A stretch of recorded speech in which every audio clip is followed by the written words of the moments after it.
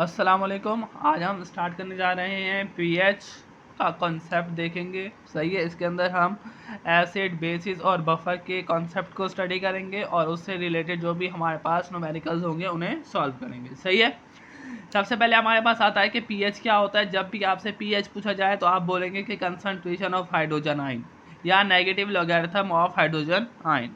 जब भी आपसे बात की जाएगी कि पीओएच क्या होता है तो मीन के concentration of OH ion, hydroxyl ion, या हमारे पास negative logarithm of hydroxyl ion. सही है, जो हमारे पास ये ब्रैकेट लगी हुई है ये हमारे पास बताती है कि मोलर कंसंट्रेशन किसकी है, हाइड्रोजन की है या ओएच आयन की है। सही है, नेक्स्ट आता है हमारे पास डिसोसिएशन ऑफ वाटर। सही है, जब भी हमारे पास वाटर की डिसोसिएशन होती है तो ये हमारे पास क्या बताता है, ये हमारे पास बताता है कि टोटल हमारे पास पीएच कितनी होगी। सही है, जो भी हमारे पास प्योर वाटर होता है उसकी जो कंसंट्रेशन ऑफ हाइड्रोजन आयन है वो हमारे पास डिपेंड करती है इक्विलिब्रियम इक्वेशन के ऊपर। सही है, जब भी हमारे पास वाटर डिसोसिएट होता है तो हाइड्रोजन आयन और OH आयन बनते हैं। ये हमारे पास रिवर्सिबल रिएक्शन होता है। सही है, जो के ए है वो है हमारे पास डिसोसिएशन कांस्टेंट फॉर इक्विलिब्रियम। सही है, लेकिन वाटर के केस के अंदर हम यहाँ पे क्या यूज़ करेंगे, KW। सही है, यानी ये कांस्टेंट ऑफ वाटर है या डिसोसिएशन ऑफ वाटर है। सही है, हमारे पास हमें पता है कि जब भी हम इक्वेशन लिखते हैं तो हमारे पास ऊपर प्रोडक्ट आते हैं और नीचे क्या आते हैं, रिएक्टेंट आते हैं। यहाँ पे हमारे पास रिएक्टेंट क्या है, वाटर है। जब ये डिसोसिएट होगा तो हाइड्रोजन और OH आयन बनेंगे, तो OH आयन ऊपर आ गए, हाइड्रोजन नीचे आ गया। जो भी चीज़ हमारे पास रिएक्टेंट के अंदर होती है उसकी जो पावर होती है वो निग्लिजिबल होती है, सो इसे हम कंसीडर नहीं करते। तो हमारे पास प्रोडक्ट बनते हैं उसकी वैल्यू लिखते हैं। सही है, जो हमारे पास हाइड्रोजन है और जो OH आयन है ये किसके बराबर है, 1 एक्सपोनेंट -14 मोल पर लीटर स्क्वायर के। सही है, स्क्वायर इसलिए लगाया क्योंकि ये इसके अंदर OH की भी कंसंट्रेशन है और हाइड्रोजन की भी कंसंट्रेशन है। जब हम अलग अलग बात करेंगे यानी हाइड्रोजन की बात अलग होगी और OH आयन की बात अलग होगी तो इनकी पावर क्या होगी, 1 एक्सपोनेंट -7 मोल पर लीटर, यानी 1 एक्सपोनेंट -7 मोल पर लीटर की वैल्यू OH की भी होगी और 1 एक्सपोनेंट -7 OH की वैल्यू किसकी होगी, हाइड्रोजन आयन की भी होगी। नेक्स्ट आता है हमारे पास concept of strong acid and bases. सही है, स्ट्रॉन्ग एसिड या और स्ट्रॉन्ग बेसिस क्या होते हैं, हमारे पास जब भी एक्वस सोल्यूशन के अंदर स्ट्रॉन्ग एसिड या स्ट्रॉन्ग बेसिस को डिसोसिएट किया जाता है तो वो कम्प्लीटली कन्वर्ट करते हैं किसके अंदर, अपने आयनिक फॉर्म के अंदर आ जाते हैं। सही है, the term strong refer to the ability to there, जो हमारे पास स्ट्रॉन्ग का वर्ड है ये हमारे पास बताता है कि वो क्या होते हैं, वो कम्प्लीटली क्या हो गए, डिसोसिएट हो गए किसके अंदर, वाटर के अंदर with higher concentration of ion, और उनकी आयनिक कंसंट्रेशन भी क्या होगी, ज़्यादा हो जाएगी। स्ट्रॉन्ग एसिड क्या होते हैं कि जब भी ये हमारे पास वाटर के साथ रिएक्ट करते हैं कम्प्लीटली डिसोसिएट करते हैं किसको, हाइड्रोजन आयन को, और उसके साथ हमारे पास क्या होगा, एक कॉन्जुगेट बेस होगा। सही है, ये हमारे पास क्या है, इरिवर्सिबल रिएक्शन है। हमारे पास हाइड्रोजन और हमारे पास एक जर्नल इक्वेशन है कि हमारे पास एक एसिड है, जब वो हमारे पास डिसोसिएट होता है तो वो एक हाइड्रोजन आयन बनता है और एक क्या बनता है, बेसिक फॉर्म बनती है उसकी। सही है, यहाँ पे हमारे पास एक स्ट्रॉन्ग एसिड है HCl, जब ये हमारे पास डिसोसिएट होगा तो हाइड्रोजन आयन बनेगा और क्लोराइड आयन बनेंगे। सही है, अब यहाँ पे आपसे पूछा गया कि pH ऑफ 0.1 मोलर HCl निकालें। सही है, तो pH आपको पता है कि pH किसके बराबर होती है, negative log of hydrogen ion. सही है, यहाँ पे हमारे पास कंसंट्रेशन कितनी दी गई है, हमारे पास pH ऑफ HCl की pH का कंसंट्रेशन कितनी दी गई है, हमारे पास 0.10 मोलर। तो pH के लगा के जो हमारे पास मोलर कंसंट्रेशन है वो लिखेंगे, उसका नेगेटिव लॉग ले लेंगे तो हमारे पास क्या आ जाएगा, pH कितनी आ जाएगी, 1 आ जाएगी। वैसे हमारे पास 0.05 मोलर कंसंट्रेशन ऑफ HCl निकालेंगे तो उसका नेगेटिव लॉगरिथम लेंगे तो हमारे पास क्या आएगा, 1.30 pH आ जाएगी उसकी। सही है, स्ट्रॉन्ग बेसिस क्या होते हैं, हमारे पास स्ट्रॉन्ग बेसिस वो होती हैं जो कि कम्प्लीटली डिसोसिएट होती हैं किसके अंदर, OH आयन के अंदर।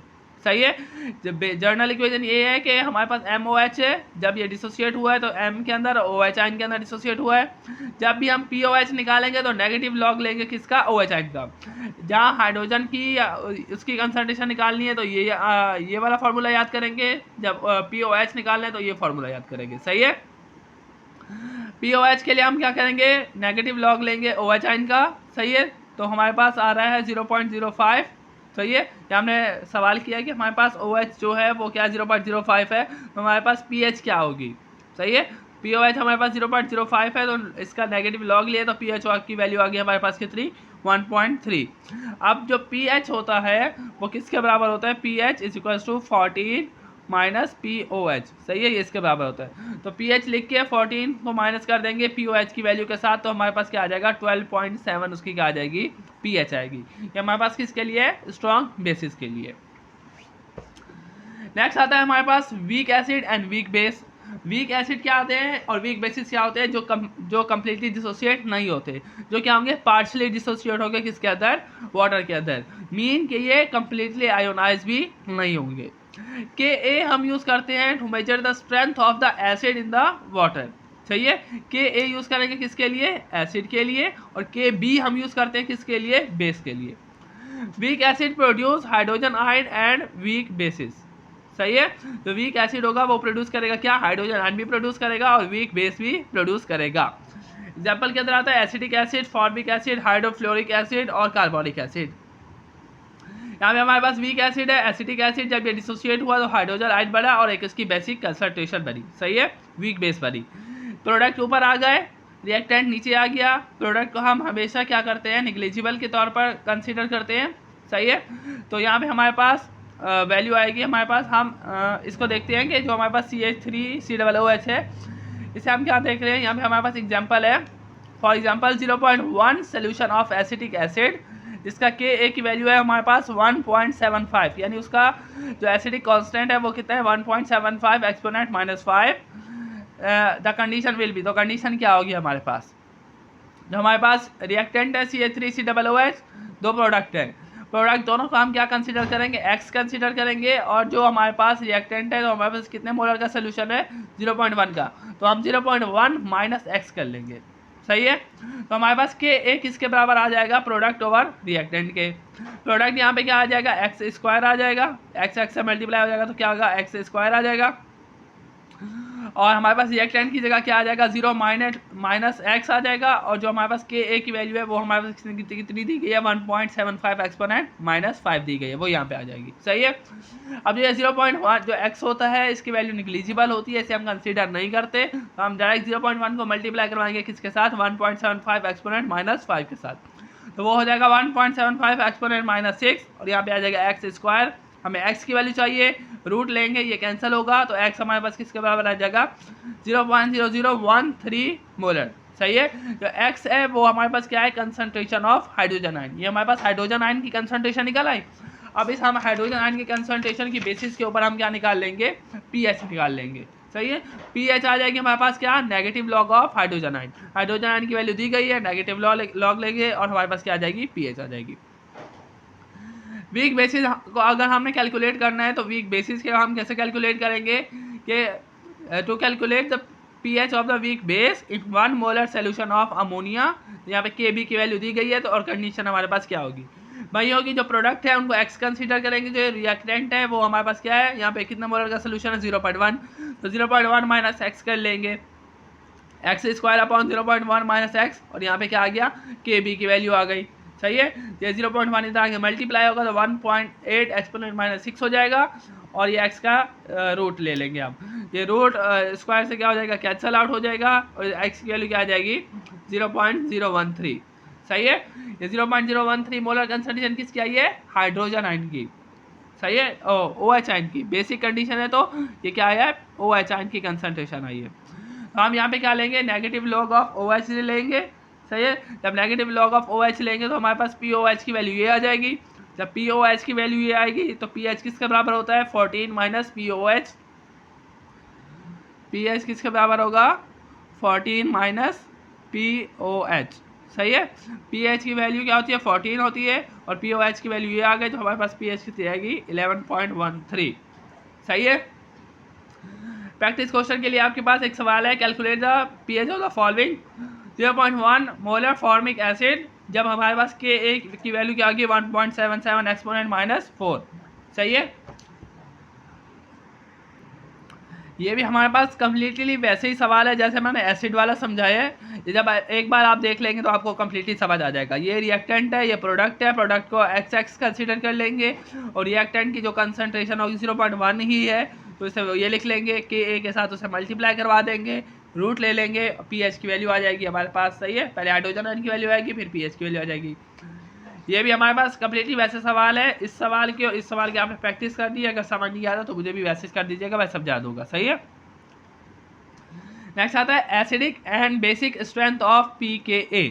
अब जो एसिड होते हैं वो हमारे पास दो तरह के होते हैं, एक होता है स्ट्रॉन्ग एसिड और एक होता है वीक एसिड। अब जो स्ट्रॉन्ग एसिड होता है वो हमारे पास कम्प्लीटली डिसोसिएट होता है और वो डोनेट करता है क्या, प्रोटॉन किसको, बेस को। इसकी जो हमारे पास Ka की वैल्यू होती है वो लार्ज होती है, और जो pKa की वैल्यू होती है वो क्या होती है, स्मॉल होती है, या जीरो के बराबर होती है, या नेगेटिव के अंदर होती है। ये जो पॉइंट है ये होते हैं आपके एमसीक्यूज और बीसीक्यूज के लिहाज से। कि स्ट्रॉन्ग एसिड क्या है, डोनेट करेगा प्रोटॉन, इसकी pKa की वैल्यू क्या होगी, स्मॉल होगी, और Ka की वैल्यू क्या होगी, लार्ज होगी। वैसे ही हमारे पास वीक बेस है जो कि पार्शियली डिसोसिएट होता है, लेकिन इसके pKa की वैल्यू क्या है, इसके Ka की वैल्यू क्या है, लो है, और इसके pKa की वैल्यू क्या है हमारे पास, हाई है, यानी 4 से 7 के दरमियान पाई जाती है। नेक्स्ट आता है हमारे पास बेसिस। बेसिस भी हमारे पास वो होती है जो कि क्या करती है, एक्सेप्ट करती है प्रोटॉन किससे, एसिड से। बेसिस भी दो तरह की होती है, स्ट्रॉन्ग और वीक। जो स्ट्रॉन्ग होगी वो क्या करेगी, डिसोसिएट होगी वाटर के अंदर और रिलीज करेगी OH आयन को। इसके भी Kb की वैल्यू क्या होगी, लार्ज होगी, और Pkb की वैल्यू क्या होगी, लो होगी। वीक बेस के अंदर पार्शियली डिसोसिएट होगा तो Kb की वैल्यू क्या होगी, लो होगी, और Pkb की वैल्यू क्या होगी, ज़्यादा होगी। Acid and basic strength and pKa, जो हमारे पास Ka मल्टीप्लाई करवाते हैं Kb से तो वो हमारे पास किसके बराबर होता है, 1 एक्सपोनेंट माइनस 14 के। सही है, ये कांस्टेंट है हमारे पास। सही है। pKa and pKb of logarithm measure the Ka and Kb of the relationship. आप Ka से अगर हम Ka का क्या लेते हैं, नेगेटिव लॉगरिथम लेते हैं, तो हम pKa और pKb की वैल्यू भी क्या कर सकते हैं, मेजर कर सकते हैं। सही है। अब यहाँ पे हमारे पास सवाल दिया गया है, calculate the pKa of acidic acid with the Ka 1 exponent minus 5। Ka दिया गया है, हमने pKa निकालना है, तो pKa किसके बराबर होता है, negative log of Ka। pKa किसके बराबर होगा, नेगेटिव लॉग Ka की वैल्यू पुट करेंगे तो हमारे पास pKa की वैल्यू आ जाएगी। ये आपने फॉर्मूला याद रखना है, आपके पास जो भी न्यूमेरिकल टाइप क्वेश्चन आता है तो आप इससे सॉल्व कर सकते हैं। लास्ट है हमारे पास हेंडरसन हेज़लबैच इक्वेशन। सही है, इसके अंदर आपको जस्ट फार्मूला याद होना चाहिए। पीएच किसके बराबर होगी, pKa के बराबर होगी, और लॉग होगा कॉन्जुगेट बेस अपॉन एसिड का। सही है, ये आपके पास एक प्रैक्टिस क्वेश्चन है, इसकी प्रैक्टिस आपने करनी है। अगर आपको ये समझ नहीं आता तो आप मुझे मैसेज कर सकते हैं, आपको ये समझा दूंगा। सही है, ये आपने प्रैक्टिस कर दी है, फिर मैं समझाऊंगा। सबसे पहले आप क्या निकालेंगे, इसके अंदर Ka की वैल्यू निकालेंगे, कॉन्जुगेट बेस और कॉन्जुगेट एसिड की वैल्यू भी आपको दी गई होगी, और पीएच की वैल्यू भी आपको प्रोवाइड की गई होगी। सही है। नेक्स्ट और लास्ट आता है हमारे पास बफर। बफर हमारे पास क्या होता है, बफर है हमारे पास एक ऐसा सोल्यूशन होता है जो कि रेजिस्ट करता है कि हमारे पास जो पीएच है किसी भी सब्सटेंस की, किसी भी फॉर्मुलेशन की, वो क्या हो, चेंज ना हो। सही है। इसके अंदर स्मॉल अमाउंट ऑफ एसिड और बेस क्या की जाती है, ऐड की जाती है। ये हमारे पास मिक्सचर होता है किसका, weak acid and its conjugate base, और base with its conjugate acid. सही है, वीक एसिड होगा और वीक बेस होगा, और हमेशा उसके साथ कॉन्जुगेट एसिड और कॉन्जुगेट बेस होगा। ये पॉइंट याद रखना है। अगर आपसे पूछा जाता है कि बफर के कंपोनेंट्स क्या होते हैं तो आपको पता होना चाहिए हमेशा वीक एसिड और उसके साथ कॉन्जुगेट बेस होगी, या वीक बेस और उसके साथ कॉन्जुगेट एसिड मौजूद होगा। कभी भी स्ट्रॉन्ग एसिड स्ट्रॉन्ग बेस नहीं होगा। अब यहाँ पे हमारे पास पॉइंट है, when an acid is added to the conjugate base, जब भी हाइड्रोजन आयन किसी भी बेस के साथ रिएक्ट करता है तो वो हमारे पास क्या बनाता है, वीक एसिड को मिनिमाइज करता है और क्या करता है, पीएच को डिक्रीज करेगा। अब हमारे पास क्या है, ए है, जब इसके अंदर हमने हाइड्रोजन आयन ऐड करवाया तो ये हमारे पास क्या बन गया, HA बन गया। ऐसे ही जब हम किसी बेस के अंदर हाइड्रोजन आयन को ऐड करवाते हैं तो वो न्यूट्रलाइज करता है और मिनिमाइज करता है किसको, पीएच को, जो कि बढ़ी हुई है। सही है। तो हमारे पास बेस है, उसके अंदर हमने क्या कराया, OH आयन को ऐड करवाया, तो हमारे पास A अलग हो गया और वाटर अलग हो गया। pH प्लस POH किसके बराबर होता है, 14 के, पीछे भी बता चुका हूँ। सही है। इसके कंपोनेंट हमेशा क्या होंगे, वीक एसिड और उसका कॉन्जुगेट बेस, वीक बेस और उसका कॉन्जुगेट एसिड। बफर के लिए इतना याद कर ले, बहुत है। सही है। यहाँ पे हमारे पास चैप्टर क्या होता है, कंप्लीट होता है। अगर कुछ समझ ना आया हो तो फिर पूछ सकते हैं आप।